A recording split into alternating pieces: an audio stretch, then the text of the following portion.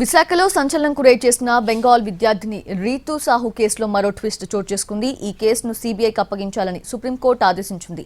2023 జూలైలో విశాఖలో ఆకాష్ బైజూస్లో ఇంటర్ చదువుతోన్న రీతూ సాహు హాస్టల్ టెర్రస్ పై నుంచి దూకి ఆత్మహత్య చేసుకుందంటూ కేసు నమోదు చేశారు. అయితే తన కూతురిది ఆత్మహత్య కాదని రీతూ సాహు తండ్రి ఆరోపించారు. అనుమానాస్పద మృతిగా మారిన రీతూ సాహు కేసులో అనేక ట్విస్టులు చోటు చేసుకున్నాయి.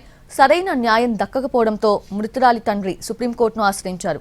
దీనిపై మరింత సమాచారం మా ప్రతినిధి చిరంజీవి అందిస్తారు.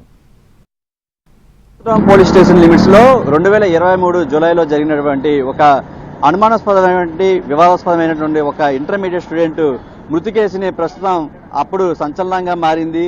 అయితే ఎవరైతే ఇంటర్ విద్యార్థిని రీతూ సాహు మృతి మీద చాలా అనుమానాలు ఉన్నాయి.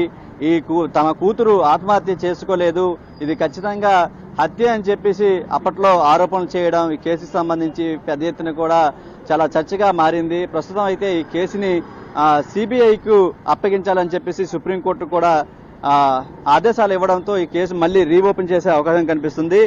ఈ fourth town police station limits లో నెహ్రూ బజార్ కి సమీపంలో ఈ హాస్టల్లో ఉంటున్నటువంటి ఎవరైతే రీతూ సాహు ఇంటర్మీడియట్ ప్రస్తుతం ఆకాష్ బైజూస్ ఇందులోనే అప్పుడు చదువుకునేది.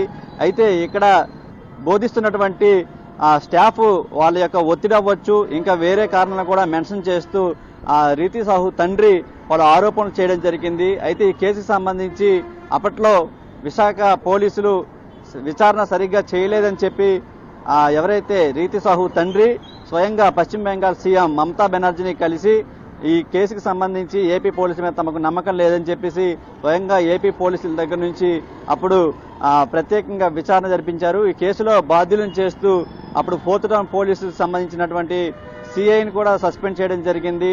తర్వాత ఈ కేసులో పలువురిని అదుపులోకి కూడా తీసుకున్నారు, అరెస్టులు కూడా చేశారు.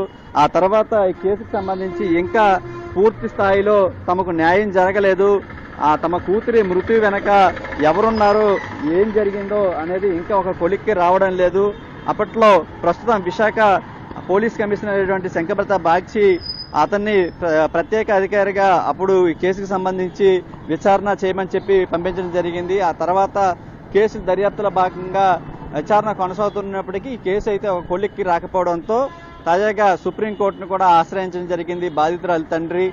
ఆ తర్వాత సుప్రీంకోర్టు ఈ కేసుని సిబిఐకు అప్పగించాలని చెప్పేసి ఆదేశాలు ఇవ్వడంతో మరి కేసు ఏ విధంగా మలుపు తిరుగుతుందన్నది కూడా చూడాల్సి ఉంది.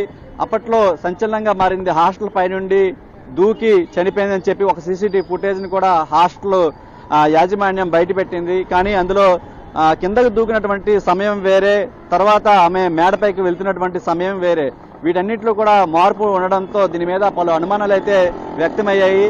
మరి ఆమె మృతికి కారణం ఎవరు? ఇటు ఆకాష్ బైజూస్ యాజమాన్యమా, లేదంటే ఇంకెవరైనా బయట వ్యక్తులు ఉన్నారా? హాస్టల్ యాజమాన్యంకి అసలు ఏంటి సంబంధం? మరి హాస్పిటల్లో ఏం జరిగింది? ఇవన్నీ కూడా ఇంకా మిస్టరీగానే కొనసాగుతున్నటువంటి పరిస్థితి నేపథ్యంలో ప్రస్తుతం ఈ కేసు మరి రీఓపెన్ చేయాలని చెప్పి అదేవిధంగా సిబిఐకి అప్పగించాలని చెప్పడంతో మరి ఈ కేసు సంబంధించి ఎటువంటి అంశాలు బయటపడతాయి, మరి ఈ కేసు ఎప్పటికైనా కొలిక్కి వస్తుందా? ఎందుకంటే మొదటి నుంచి కూడా ఈ కేసులో అనేక అనుమానాలు వ్యక్తమవుతున్నాయి.